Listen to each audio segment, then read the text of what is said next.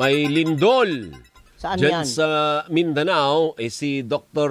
Teresito Bacolcol na po magsabi sa atin ng mga specifics. Hi Doc, magandang umaga po sa inyo. Yes, sir. Magandang umaga din po sa inyo. Opo, si Good morning. Alvin po ito. Nasaan po yung magnitude 7 na lindol, Doc?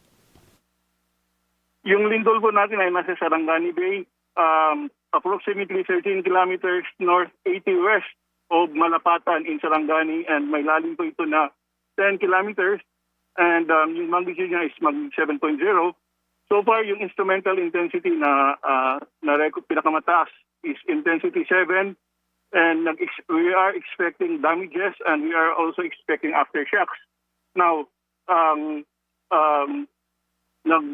palabas din tayo ng tsunami warning. So yung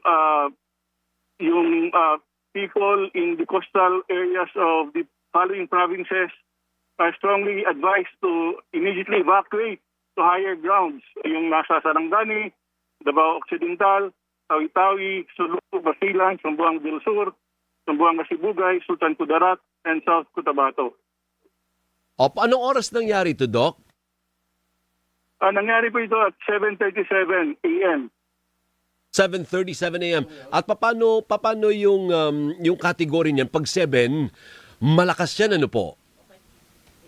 Yes, that's considered as a major earthquake, magnitude 7. Oo. Major part Major. yan. Major yan. At pagka sinabi nyo po na in-expect nyo ang damages, ano po ba ang itsura nung lugar? May mga matataas na building, matataas na bahay?